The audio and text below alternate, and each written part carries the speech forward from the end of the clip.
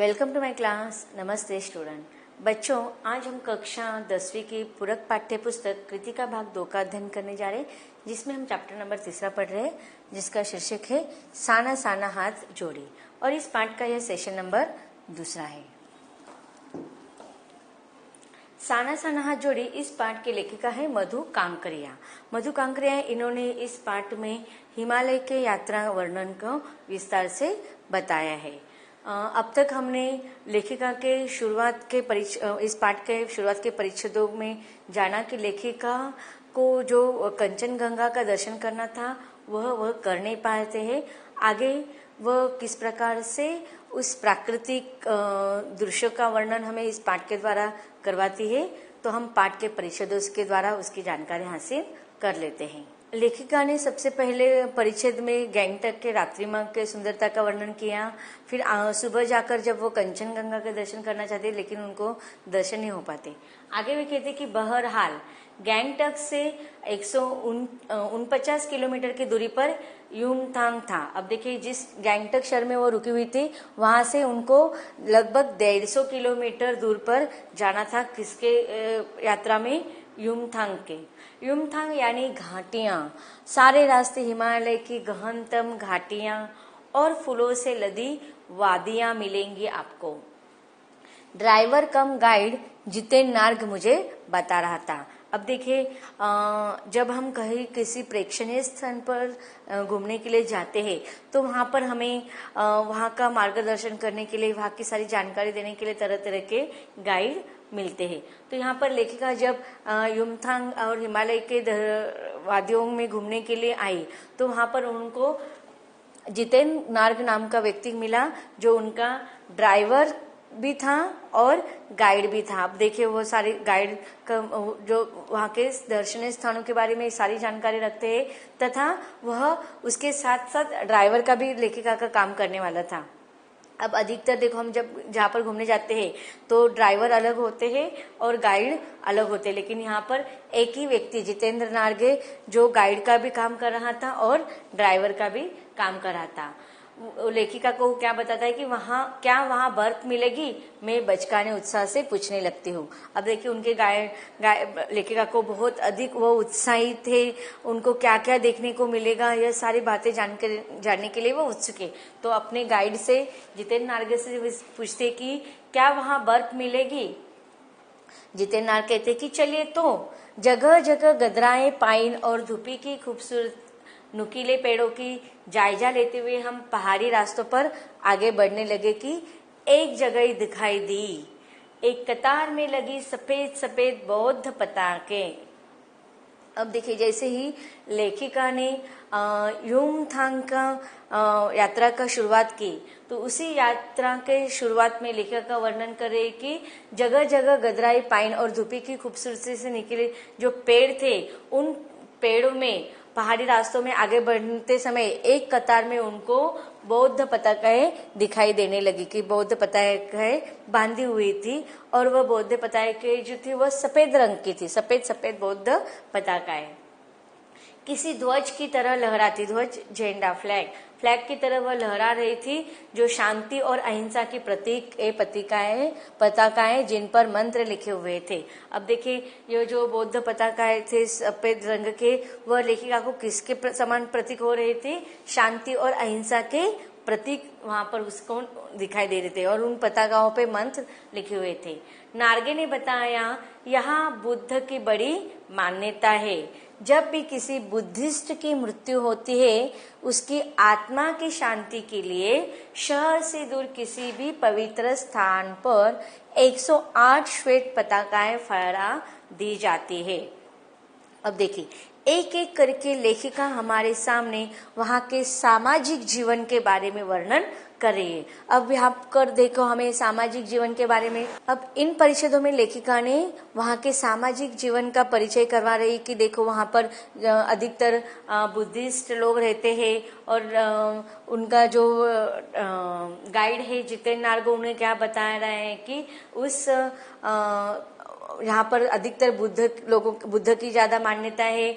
और जब किसी बुद्धिस्ट की मृत्यु हो जाती है तो उस मृत्यु हुई व्यक्ति के आत्मा की शांति के लिए सारे लोग क्या करते हैं, सफेद रंग के किसी भी पवित्र स्थान पर सफेद रंग के बौद्ध पताकाएं फहराते हैं। और वह कितने होते हैं, 108 श्वेत पताकाएं फहरा दी जाती है जो अहिंसा और शांति की प्रतीक मानी जाती है। आगे वो कहते कि नहीं, इन्हें उतारा नहीं जाता है, ये धीरे धीरे अपने आप ही नष्ट हो जाती है। अब देखिए किसी व्यक्ति की मृत्यु के पश्चात उसके आत्मा की शांति के लिए जब ऐसे 108 श्वेत पताकाएं फहरा दी जाती है किसी भी पवित्र स्थान पर, तो एक बार चढ़ाने के बाद उनको दोबारा उतारा नहीं जाती, वह अपने आप निकल जाती है या नष्ट हो जाती है। कई बार किसी नए कार्य की शुरुआत में भी ये पताकाएं लगाए दी जाती है पर वे रंगीन होते हैं। अब देखिए यहाँ पर 2 प्रकार के पताके लगाने का वर्णन लेखिका करे कि एक तो सफेद श्वेत पताकाएं कब लगाए जाते हैं इसका वर्णन किया। फिर किसी भी प्रकार का उत्सव, त्योहार, फेस्टिवल हो जाता है या नए कार्य की जब लोग शुरुआत करते हैं तो उस समय भी पताकाएं लगाए जाते हैं, लेकिन वह श्वेत नहीं होते बल्कि रंगीन होते हैं, किसी भी कलरफुल की होती है। नार्गे बोलता जा रहा था और मेरी नजर उसकी जीप में लगी दलाई लामा की तस्वीर पर टिकी हुई थी। अब देखिए वहां पर अधिकतर जो बौद्ध धर्म के लोग दिखाई दे रहे थे और बौद्ध धर्म के गुरु माने जाते हैं दलाई लामा, तो हर स्थान पर लेखिका को उनके तस्वीर दिखाई दे रहे थे।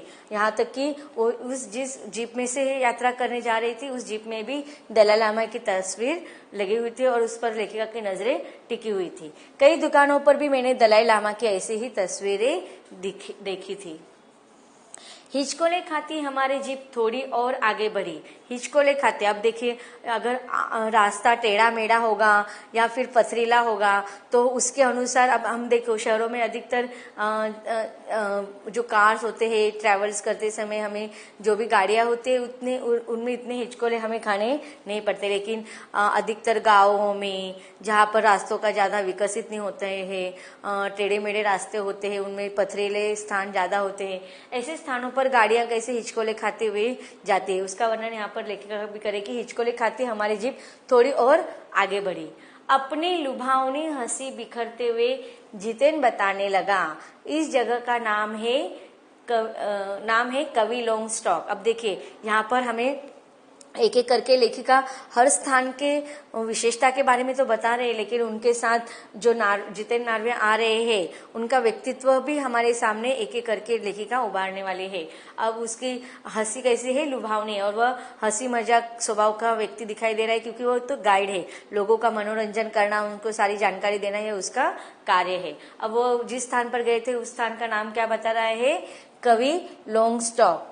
यहाँ गाइड फिल्म की शूटिंग हुई थी। अब देखिए वह और एक इन्फॉर्मेशन वहां पर क्या दे रहे हैं कि जो गाइड फिल्म है आपने भी देखी होगी, अगर आप नेट पर सर्च करेंगे तो आपको फिल्म दिखाई देंगे, तो वहां पर गाइड फिल्म की शूटिंग हुई थी, यह बात वह जोर लगाकर दे रहे हैं। अब देखिए इस प्रकार के बातें बताने के पीछे क्या कारण होता है कि जो यात्रा करने वाले जो प्रवासी होते हैं, जो ट्रैवलर होते हैं, उनको एक तो उनके मनोरंजन के लिए ऐसी बातें बताई जाती है और फिर लोगों को भी उन स्थानों के बारे में इस तरह की अतिरिक्त बातें बताएंगे तो क्या हो जाता है, लोगों को भी देखने में रुचि निर्माण होती है। तो इसलिए वह कहता है कि इस स्थान पर कवि लोंग स्टॉक पर गाइड फिल्म की शूटिंग की गई थी। तिब्बत के चीज के बप्सन ने लेप्चाओं के शोमेन से कुंजन तेग के साथ संधि पत्र पर यही हस्ताक्षर किए थे। अब देखिए उस स्थान की एक एक विशेषता वह जितेन नार्वे बता रहे। एक पत्थर यहाँ स्मारक के रूप में भी है। लेप्चा और भूटिया सिक्किम के इन दोनों स्थानीय जातियों के बीच चले सुदीर्घ झगड़ों के बाद शांति वार्ता की शुरुआत स्थल। अब देखिए वह जो स्थल था वो स्मारक किस प्रकार से है, क्यों स्मारक बनाए गए हैं, यह सारी बातें वहां पर बताई जा रही है। अब सिक्किम देखो, सिक्किम पहला अलग राज्य माना जाता है, लेकिन अब वो भारत से ही जुड़ गया है। उन्हीं रास्तों पर मैंने देखा एक कुटिया के भीतर घूमता चक्र, यह क्या है? अब देखिए उसी रास्ते से जाते हुए लेखिका को एक कुटिया में एक चक्र घूमता हुआ दिखाई दिया, तो लेखिका के मन में उत्सुकता निर्माण हुई कि यह क्या है। नागे कहने लगा, मैडम यह धम्म चक्र है, प्रेयर व्हील। अब हम सबको पता है कि धम्म चक्र क्या होता है, कि उसके द्वारा प्रेयर की जाती है, एक विशेष यहाँ पर बताया जा रहा है। इसको घुमाने से सारे पाप धुल जाते हैं। अब देखिए यहाँ पर नार्वे बता रहे हैं लेखिका को, ये धम्म चक्र है, प्रेयर व्हील है, और अगर जो व्यक्ति उसको उस चक्र को घुमाता है तो ऐसी मान्यता है, कहा जाता है कि इसको घुमाने से पाप धुल जाते हैं। अब देखिए यहाँ पर लेखिका हमें भारत की संस्कृति या किस प्रकार से मान्यताओं में मेलजोल होता है उसका वर्णन कर रहे हैं।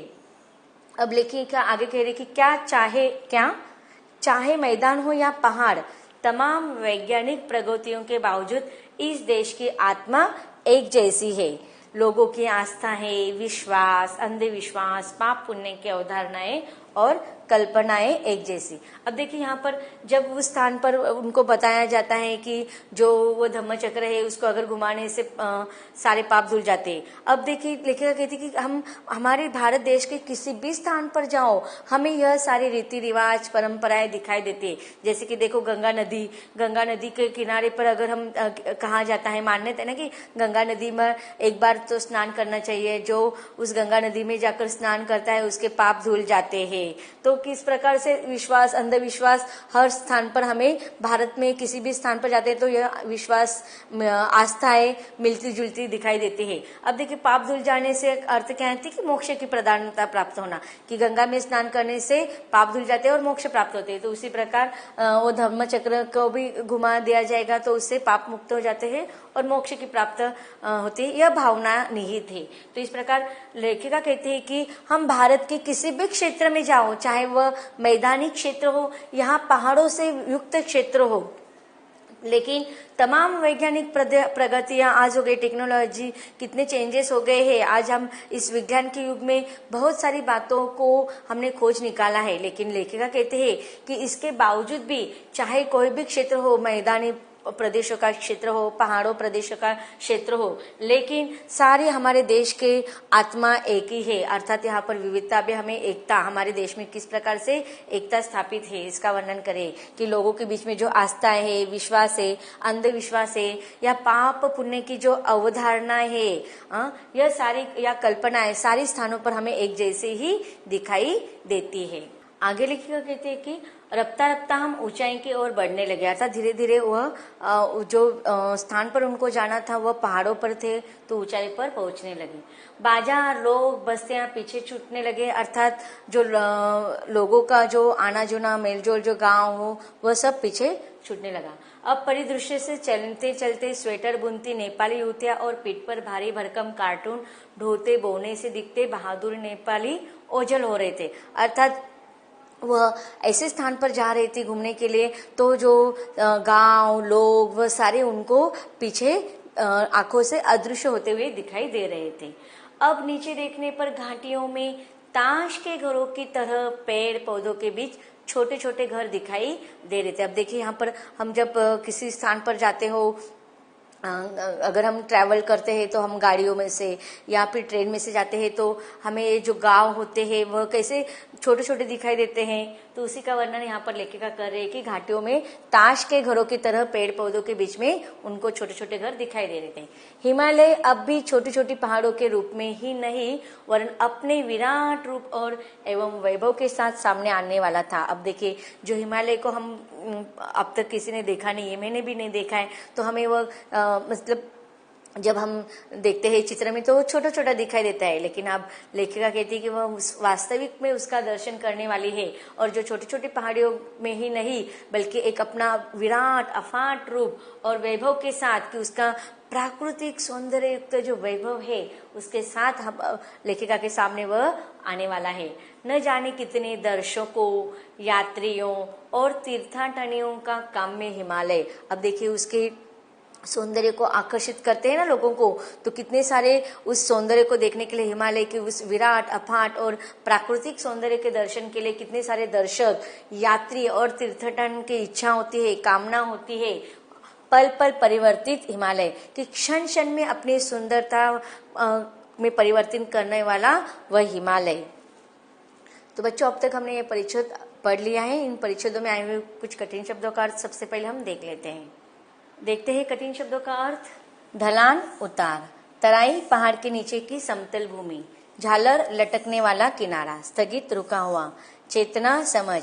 रकम रकम, तरह तरह के। बहरहाल, हर हाल में। अब देखिए, जो हम शब्दार्थ पढ़ रहे हैं वह इसके पहले जितने भी पैराग्राफ हमने पढ़े हैं परिच्छेद, चाहे वो सेशन नंबर 1 में हो या 2 में, उन सारे पैराग्राफ से संबंधित एक कठिन शब्दों का अर्थ है। तो बच्चों, अब तक हमने देखा कि लेखिका को मन में हिमालय को देखने के लिए, हिमालय पर्वत के अफाट सुंदरता को देखने के लिए किस प्रकार से उत्सुकता है। फिर उन्होंने भारत के प्रति हर देश, भारत के हर स्थान पर जो एक आत्मा कहा जाता है भारत को, कि हर स्थान पर एक ही आस्था, एक ही परंपरा हमें दिखाई देती है, इसका वर्णन लेखिका ने किया। आगे लेखिका हमें हिमालय के अफाट और विराट सौंदर्य का वर्णन करने वाली है, लेकिन उसको हम पढ़ेंगे इसके अगले भाग में।